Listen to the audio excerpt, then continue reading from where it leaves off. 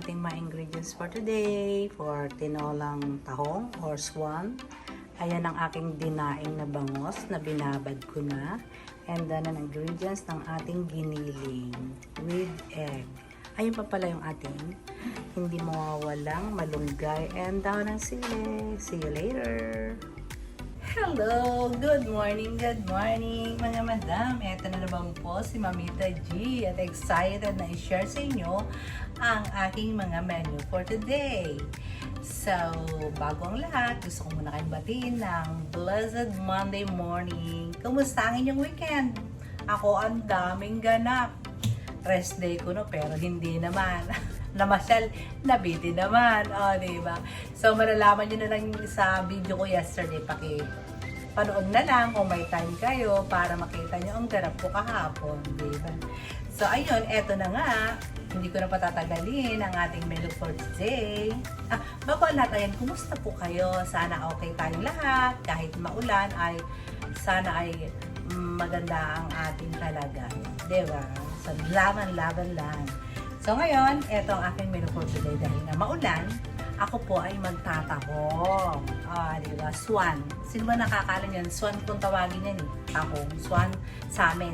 Or sabihin na natin tinola. Tinolang tahong. Diba? And then, giniling. Minarinate ko na po siya ng mga 30 minutes and then niluto ko na rin po siya sa doon na mismo kung saan siya minarinate, doon ko na rin po siya niluto. In short, walang gisa-gisang nagana. Doon ko siya sinangkot siya. Sa mahinang apoy, niluto ko na po siya. So, ayan na po siya. Diba? Actually, baka naninigit na po siya. So, ayan, lumabas na ang kanyang katas mismo doon sa pinag-marinatean ko. So, wala akong ginawang pagigisa. Basta minarinate ko lang po siya dyan. At lumambot na siya. Giniling naman po yun. Okay? So, ayan, sa sarili niyang katas, ilagay na po natin ang kanyang mga ingredients. Ayan, ito yung ating patatas, carrots, and bell pepper. And then, pinried ko na po yung ating sausage and egg. Andiyan na yung egg. Ilalagay natin siya. Pero bago ang lahat, ilagay muna natin ang ating mahiwagang tomato paste. Okay. Again, sabi ko sa inyo, mas gusto ko ang tomato paste. Dito, mga madam. So, ayan, kalahati lang ng tomato paste ang nilagay ko. Isa't kalahating giniling ng puto kasi dadami na rin puto pagdating sa kanyang mga ingredients or mga anong tawag dyan, anong tawag doon, diba na maglangko, inaantok pa ang tintin. So, ayan siya. Extender, ayun, diba, nag-loading. So, ayun, extender. So, at lagyan na rin natin siya ng ito, minarinate ko nga para sa garlic, sibuyas, calamansi, importante, soy sauce, pepper, and ito, lalagyan natin siya ng coffee sugar. Siyempre, may laurel din po ito mga naman. Lalagyan natin siya ng sugar para manamis-namis. Kasi, bakit maraming sugar, dinamihan ko siya kasi, lalagyan ko pa ito ng konting sauce. So, ayan na, naluto na ang ating tomato sauce. Kung mamaya makikita nyo naman ang mabuti. So, lagyan na po na natin ang ating mga ingredients. Diba? Napakadali lang itong ulam na to. Gusto ng mga bata. Actually, hindi lang bata, pati matanda. Mabilis kainin, di ba? Mabilis lutuin, mabilis kainin. At eto pa, masarap pa naman sa tinapay. Pag may sumobra, lagay nyo sa sauce ng spaghetti. Wait lang, may bumibili po. So, ayun na nga, I'm back. May bumili lang po naman, sure naman. So, inom muna tayo ng kape. Hindi pa po nagkakape ang tindera, di ba? Pag-gising, namalengke, si Habi, pagkapalengke, habang siya namamalengke, nagluluto ako ng breakfast. And then ngayon, eto na. Niready na lahat ang mga lulutuin. Magkape muna tayo habang nagluluto. Minsan, lumalamig na po ito. Kakaluto ko, sa totoo lang. Sino po ang relate sa aking ginagawa na nagkakape, nag-aalmusal habang nagluluto? Pero actually, ako hindi po talaga nag-almusal. Paminsan lang pag may type lang, ganyan. Ako po ano, dinner and lunch lang ang kain. Minsan nga lang po lunch, tapos merienda, and then hindi na ako magdi-dinner. Ang sarap ng kape. So, eto na, kumukulo na mga madam.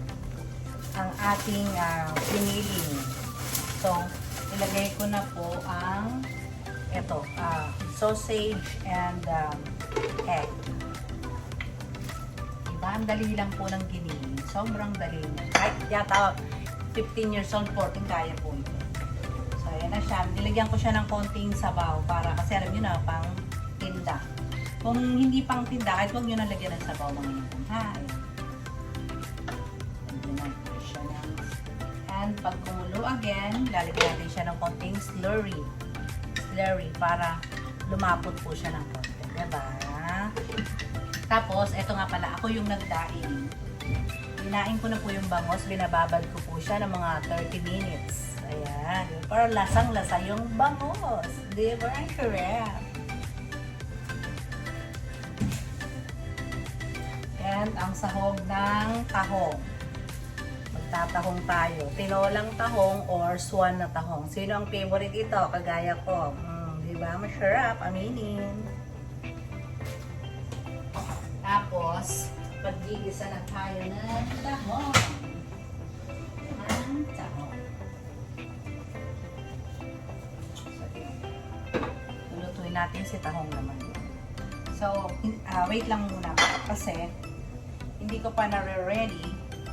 Tatapusin ko muna tanggalan ng dumi itong tahong. Binabad ko na yung tahong pero ano ko tawag dyan? Lalagyan ko, tatanggalin ko muna yung dumi ng tahong. May konti siyang dumi. Kalilinisin pa natin. Ayan, mga madam. Para siya lumapo. Diba? Madam. Pagkapantinda, ganito po gawin niyo. Para unang-una, pang masarap siyang tignan. At isa pa, para yung sabaw, hindi naman masyadong malambot. Ganyan po ang aking ginagawa mga madam. So, ayan, pare-reducein na lang natin ng konti-konti. And, the giniling is done. Parang yung kulang niya ay naaano na. Mapuputlaan ako. Kailangan ng kulay niya ay I like ano.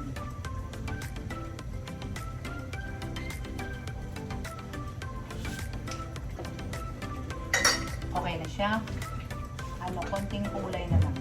Konting kulay. Lagyan pa natin ng konting tomato paste. Maganda yung makulay para maingganyo bumili ang ating mga customer. Ayan, konting kulay, dinagdagan ko lang. Makulay kasi ang tomato paste, pampakulay. So, giniling is done. Balikan ko kayo pagkatapos ng tahong only. I'm back, mga madam. So, ayun. Dito na tayo sa ating mahiwagang tahong. Siyempre, unang-una lagyan natin ng margarine yung margarine. Konti lang, konting margarine para malinam yan. Ang syabel. Then, dang mahiwagang tawag dyan. Ang ating mahiwagang luya or ginger. Marami dapat para malasa. Marami talaga. Para pag hinigop, gumuguhit sa lalamunan. Itutuin mag-good. Tapos habang ginigisa natin yung tahong, magprito na rin tayo ng daing na bangus. Diba? Para sabay-sabay matapos ang ating menu for today. So, I hope na napupulutan nyo ng aking pagsubaybay nyo sa akin everyday. I hope na napupulutan nyo ako na kahit papano ng tawag dito.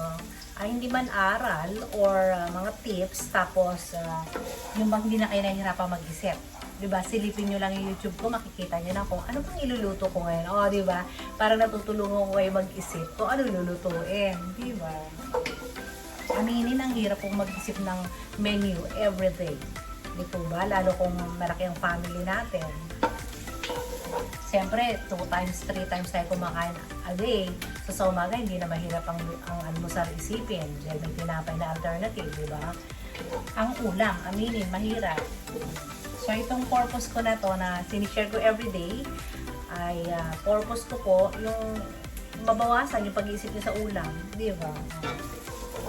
Alam ko naman kaya niyo lutuin. Kaya lang, di ba? Ano kayong menu? Silipin ko nga si Miss I or si Mamita G. Kaya pala Miss I ang tawag nila sa akin. Yun po yung pangalan ko sa Japan dati no, nagla-live selling ko ako. So, I po ang screen name means I is love. Yun. Dito. Nagkwento na.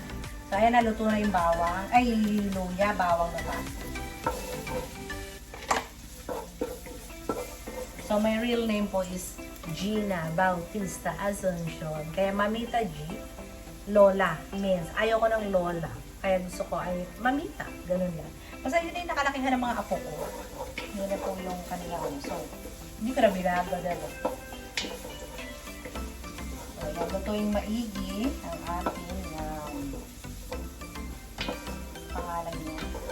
Bawang luya. Mamaya lalagyan natin ng Sprite para mas masarap, diba? So, yung pulang bangus natin na dinaing ko, binred ko po siya ng konting cornstarch para sa added crunchiness. At isa pa, mahirap pagprito ng bangus. Alam niyo na matalsek, di po ba? So, para hindi ito malsek, nilagyan ko po siya binred ko po siya ng slight lang naman, manipis lang na bread. Binred ko siya ng konting-konti lang, diba? Iwas talsik ba? At saka crunchy siya. Cornstarch po hindi harina. Cornstarch. Kailangan huwag kayo nawawala ng cornstarch sa bahay kasi napakalaking bagay po yun. Malaking tulong yan sa atin. Marami tayong gamit. Yan. Kaya nalinis ko na. Alam nyo ba, inisa-isa ko pa yung hinugasang binanlawan ng ganyan. Parang malinis na malinis siya. Minsan sobrang mahal po nito. Kilo. 100 ang kilo. Dito, ngayon, buti naman ay 80 lang ang kilo. Pero lagi po 100, 120. Favorite yan, di ba? Masarap yan mga madam. Pagka yan ay nag-70 na ang kilo, gagawa ako ng mussels tahong or adobo. Yung parang parang tawag dyan. Lalagyan natin ng oyster sauce. Masarap yun. Sa trabaho nga lang. Trabaho lang siya.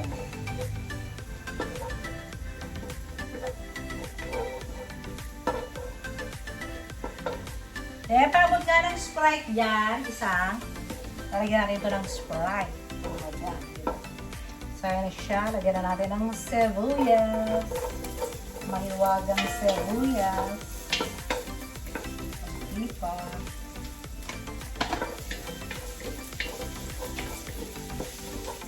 Konting kulo lang to, alam niyo naman yan. Kasi nga, liliit, diba? So, isang kulo lang ang tahong, okay na yan. Kailangan isang kulo lang.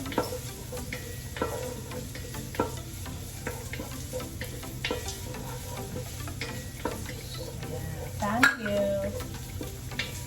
Lagyan natin siya ng Sprite.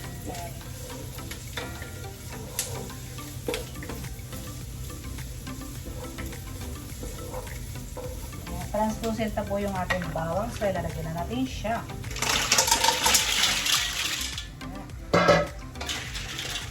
Ating wagang sahog. Ang finish touch niya, lalagyan natin siya mamaya ng malunggay at daw ng sili. Ilagyan na natin ito para lumasa na siya agad. Agad-agad. Yan yung pinakasabaw natin, diba? So, dahil pantinda, lalagyan ko po siya ng konting tubig. Pero pag sa ating bahay lang at ating pangbahay, Sprite lang is okay.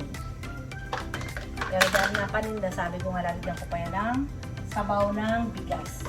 Sabaw ng bigas po ilalagay natin mga madam. Para mas malasa. Kasi gusto ng mga suki ko sabaw. Mamita G, pakidagdagan ng sabaw. So, ayan na. So, ayan na. And then, lalagyan natin ng pepper. Ako, muusok na yung pagdaing ko, pagdaing. So, pepper.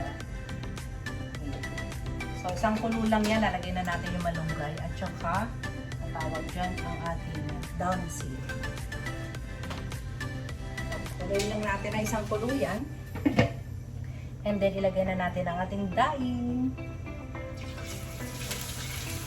Daing na bangos. O, diba? Walang sayang na oras ang mamitan nyo. Dito ba? Balikan ko kayo pag kumukulo na. Okay? I'm back! So, ayan, nakulo na po yung ating tahong. So, hindi po natin dapat siyang patagalin sapagkat liliit po yung tahong at saka madadry mention. And then, yung aking bangus din is konti na lang, maliligo na. Ito, ilalagay na po natin yung ating malunggay at saka ang dahon ng sili para agad ng aroma and lasa. Para masustansya, diba? Mga bagong panganak dyan, shout out. Bagay po to sa inyo. Bagong panganak, shout out. Diba? Bagay na bagay. Favorite po yan, malunggay. Diba? At nakasustansya. So, ayan. Ang ating pong tinolang tahong or swan ay done na po.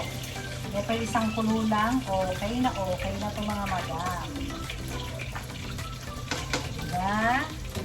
Sobrang dali lang ng ating menu for today. Hindi na kayo mahihirapang mag-isip. Sarap ng ating kain na bangos. So, we're done na po again mga madam. Ganun yung kasimple. Mayroon na po tayong tatlo. Naputol po yung ating video. Nag-over na ako sa upload. So, continue. So, again po, I hope na marami kayong napulot na naman sa ating mga menu for today. Na very simple lang, diba? Ang ating tahong na swan, ang aking daing na bangus, at ang aking giniling. Diba napakasimple lang mga madam? So, yun na nga po. Maraming salamat sa inyong pagsubaybay again. I hope nagustuhan niyo po itong aking simple cooking again. At see you again tomorrow. So, yun po mga madam. Maraming salamat. Stay healthy always and God bless us all. Bye-bye!